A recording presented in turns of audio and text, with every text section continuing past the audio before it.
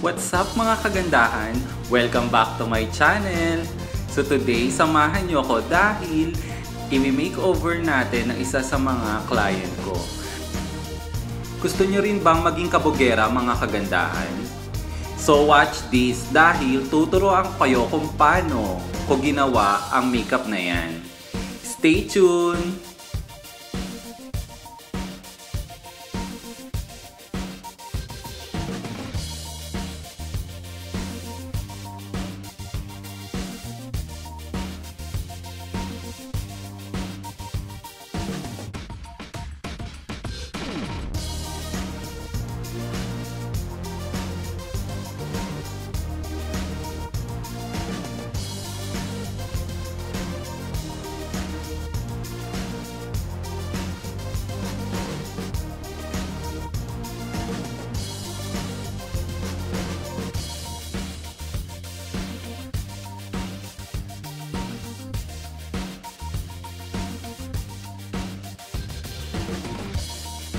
So ayan mga kagandahan, sinisimulan na nating ayusan si Sherin. Actually si Sherin ay isa sa mga regular kong client pagka may mga event siya. So nilalagyan ko na siya ng contact lens kasi medyo malabo kasi yung mata niya. So nagko-contact lens siya pag ganitong event. So ang event niya pala today ay masquerade. So glamour ito. Kaya stay tuned lang mga kagandahan kung meron kayong mga a-attenan na glamour na event. So tuturuan ko kayo kung paano mag-makeup ng isang masquerade event. Si Sherin nga pala ay nag-suffer ngayon sa kanyang pimple breakout. So mga kagandahan, pagka nag-breakout kayo, the day ng event nyo, ang pinakamagandang gagawin nyo ay ang skincare. So huwag nyo kakalimutang mag-skincare dahil para ma-ready yung skin nyo para sa makeup na gagamitin nyo. Kaya mga kagandahan, importante ang skincare.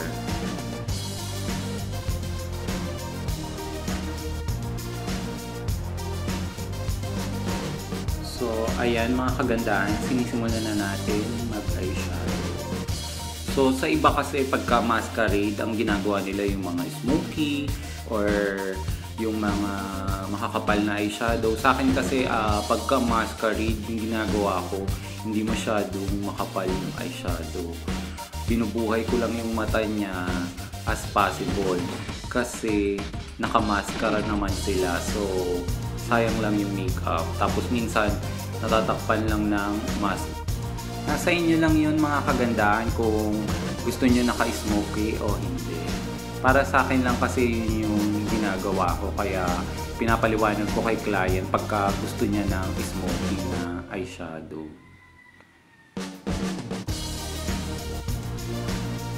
Tapos mga kagandahan, instead na eyeshadow yung kinakapalan ko, binubuhay ko using eyeliner. So sa eyeliner ako bumabawi. So dun ko kinakapalan yung apply sa eyeliner para yung mata niya talaga is buhay na buhay.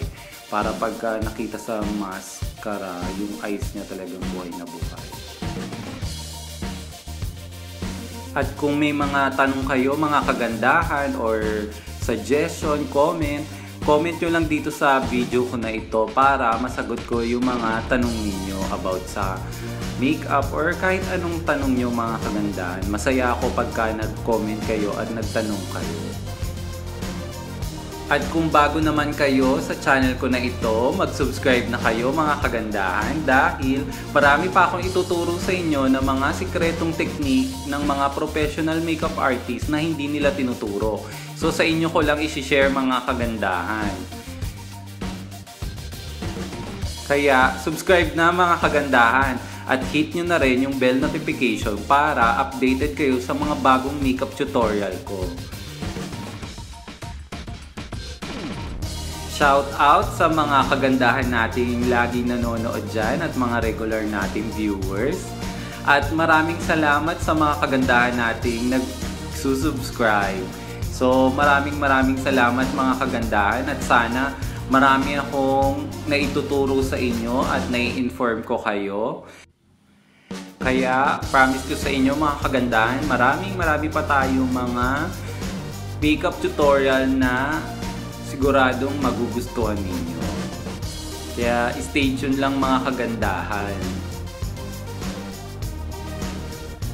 So ayan mga kagandahan, kinikreate ko yung cheek eyeliner ni Sherin. So sa paggawa naman ng cheek eye, dahan-dahan lang talaga mga kagandahan, unti-unti nyo siyang i-build. Huwag kayong magmamadali, yun ang sikreto ng cheek eye. Or if ever hindi naman kayo sanay gumamit ng pen, mag-drawing muna kayo ng black eyeshadow at black pencil, tsaka nyo patungan ng pen eyeliner. Kinakapitan na natin ng eyelash si Sherin. So isa pa ito sa mga paraan ko para mabuhay lalo yung mata ni client. Kaya hanap lang kayo ng perfect na pair na eyelash na akma sa mata nyo. Kasi ito yung magdadala ng makeup nyo. So, kailangan buhay na buhay talaga yung mata nyo.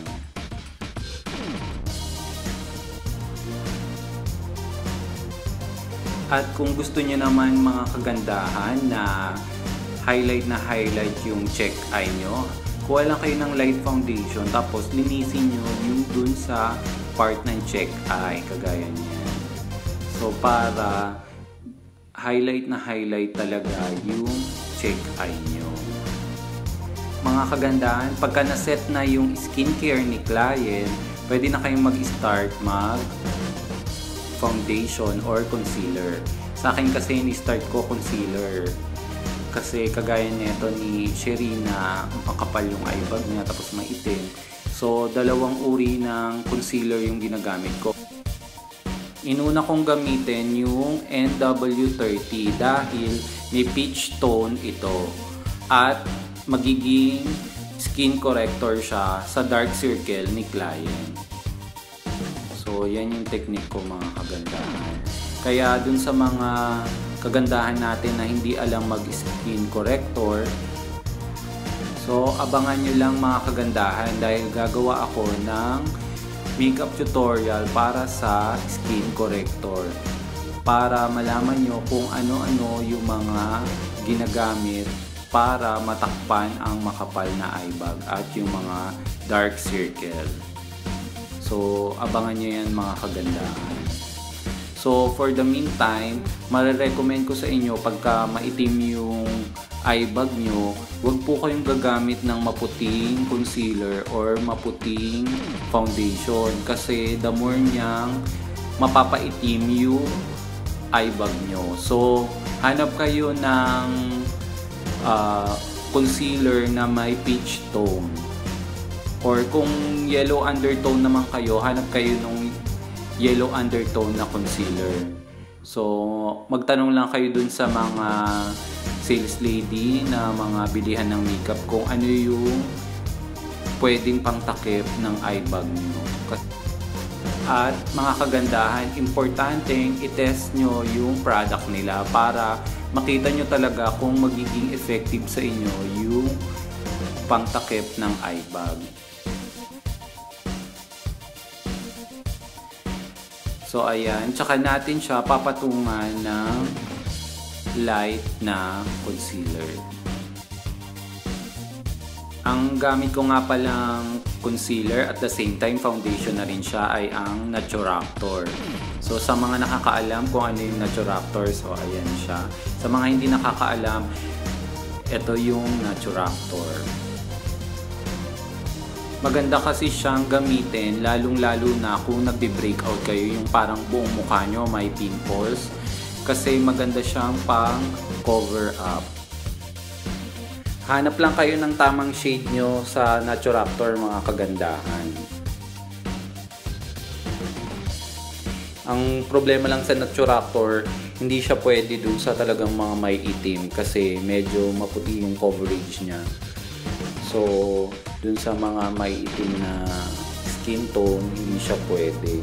Sobrang puti niya pagka na-apply. Ang importante sa pag-apply ng concealer o foundation sa mga nagbe-breakout ay pa-damp. So, damp lang ang gawin yung mga kagandahan. Huwag yung parang pakayod kasi ma-irritate niya yung mga pimples nyo. So, mas okay na pa-damp yung pag-a-apply nyo para rin matakpan siya talaga ng maigi.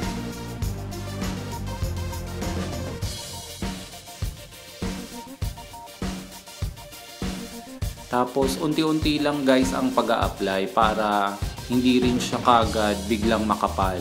Kasi minsan pagka nasobrahan naman siya, instead na ma-cover up yung pimples nyo, parang nagiging lalo siyang visible. So, unti-unti lang yung lagay mga kagandahan. Tapos kung ang pimples nyo naman ay yung maunti lang at parang hiwa-hiwalay naman sila, pwede na kayong mag-foundation ng light na foundation tapos spot concealer nyo na lang o yung kung alin lang yung part na may pimples, yun lang yung lagyan nyo ng concealer. Pwedeng ganong technique mga kagandahan. Pero dahil nga sa case ni Sherry na halos buong face niya merong pimples dahil nga nag-breakout siya, so full concealer and foundation na yung ginawa natin para matakpan talaga yung mga pimples niya.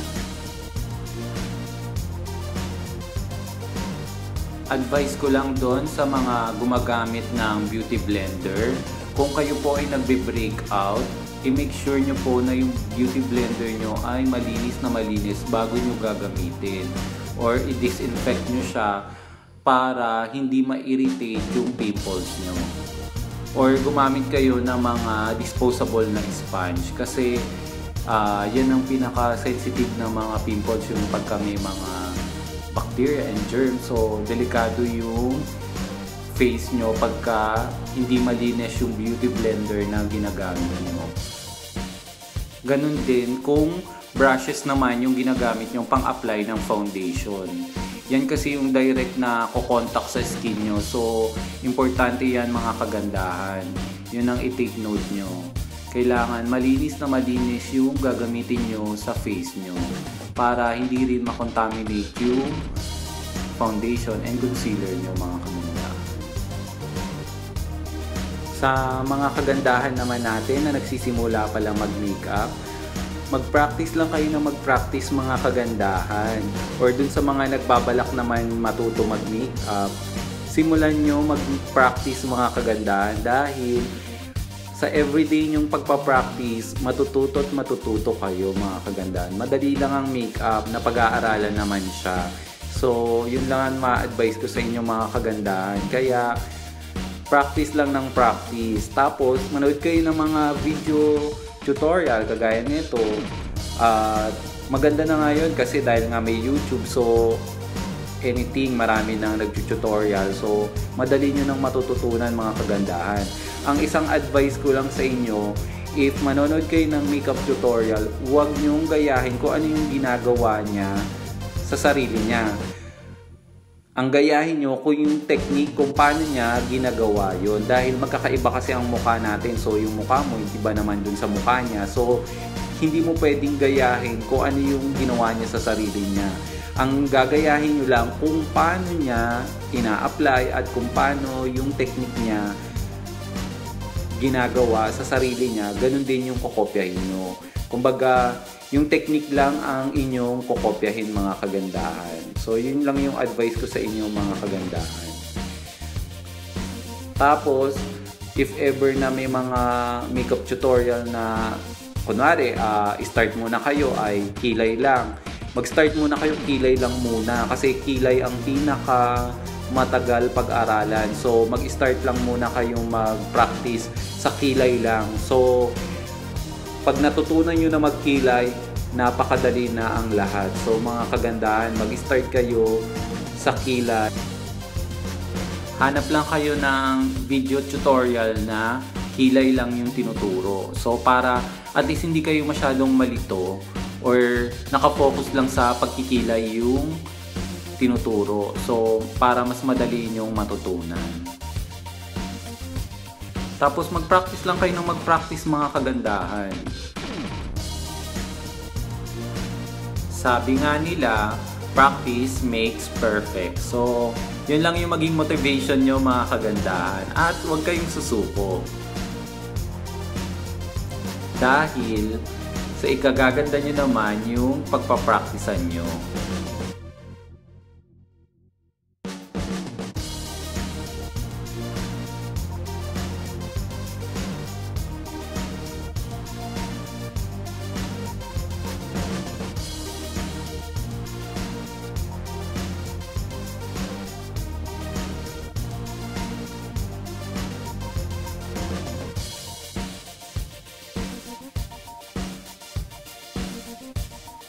At kung may mga tanong kayo mga kagandahan, mag-comment lang kayo. Kaya willing akong turuan kayo. So, mag-comment lang kayo mga kagandahan sa video ko na ito para maturuan ko din po kayo. At abangan nyo, gagawa din po ako ng mga playlist ng mga magagaling magkilay o yung mga nagkikilay na madali sundan yung kung paano sila magkilay. So, abangan nyo yan mga kagandahan. Medyo busy lang ang lola nyo kasi marami tayong event ngayon. So, hindi ko maasikaso yung mga paghahanap ng playlist para sa inyo. So, abangan nyo yan mga kagandahan.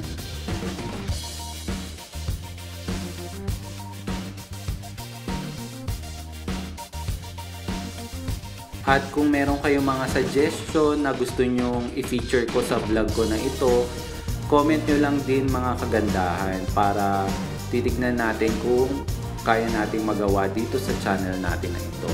Kasi itong channel ko, ito talaga yung gusto kong mangyari. Yung marami talaga akong ma-inform at para marami rin kayong matutunan. Kaya subscribe lang mga kagandahan at stay tuned lang sa mga video natin.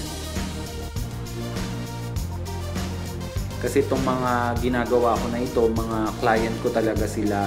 Kaya thankful talaga ako kasi okay lang sa kanila na i-video ko yung paano ko sila inaayusan. So masaya ako kasi game din sila sa mga ganito.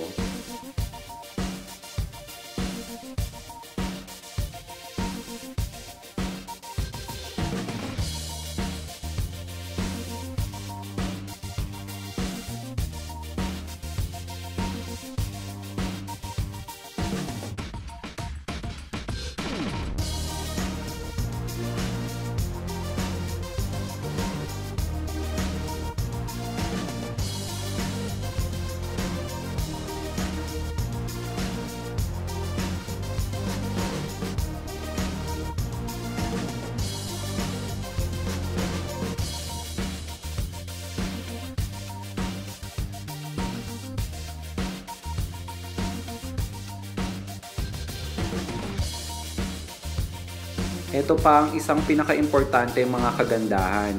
If ever nagagamit kayo ng mga long wear o yung red lipstick or mga dark lipstick, ugaliin nyo pong mag-lip liner para ma-outline nyo na kung saan nyo ilalagay ang lipstick para hindi rin kayo magkamali mga kagandahan. Kasi yung mga long wear na mga lipstick ay pag na-i-apply nyo na, mahirap na siya burahin. So, pangit na siya. So, i-lip liner nyo na mga kagandahan. Dahil sa paraan na yan, hindi kayo para na rin, hindi kayo ulit-ulit at hindi masayang yung oras nyo.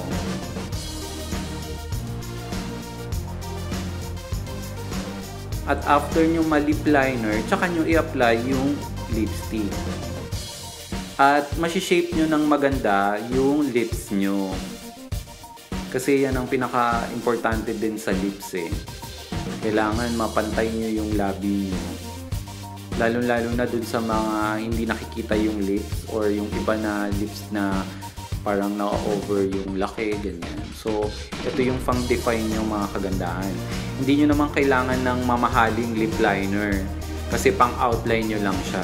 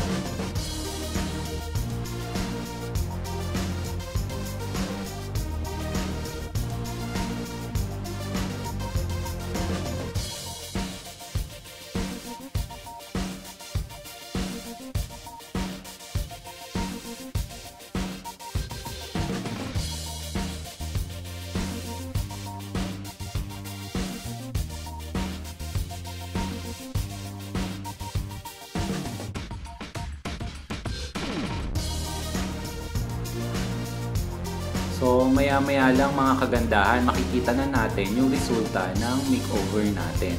At abangan nyo rin kung paano ko minake-over yung hobby niya. So stay tuned mga kagandahan.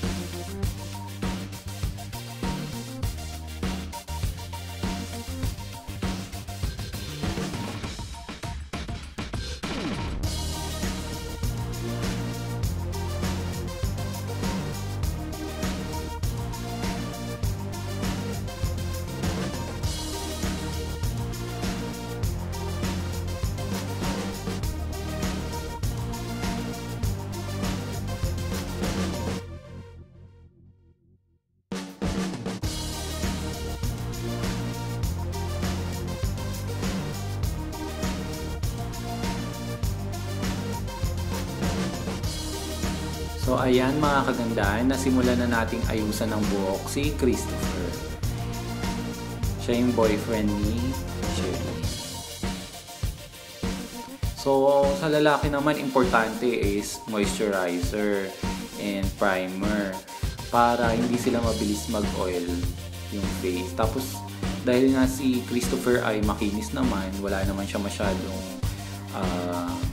tatakpan. So, light na makeup lang talaga yung gagawin natin. Ang importante ko lang na ilalagay sa kanya ay ang skincare para mukhang healthy yung skin niya. Pagka mga ganito kakinis na yung inaayusan yung mga lalaki, pwedeng loose powder na lang gamitin nyo kahit hindi na kayo mag-foundation. Kasi makinis na eh. So, hindi nyo naman, wala na kayong kailangan takpan.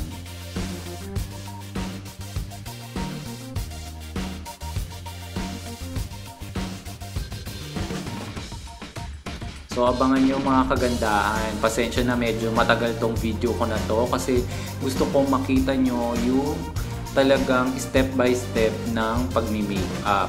Kaya abangan nyo mamaya yung final look nila. Kasi gusto ko talaga ma-inform kayo yung detailed. So, kaya medyo mahaba tong video na ito. Kaya sa mga aabot sa ganitong panonood ay maraming salamat. Kasi kung puputol-putulin ko yung video, so medyo ano kayo, hindi nyo makikita yung detail kung paano siya ina-apply talaga. Kaya medyo mahaba lang talaga tong video na to. Maraming salamat sa mga kagandahan natin patuloy na sumusuporta. Maraming salamat sa inyo.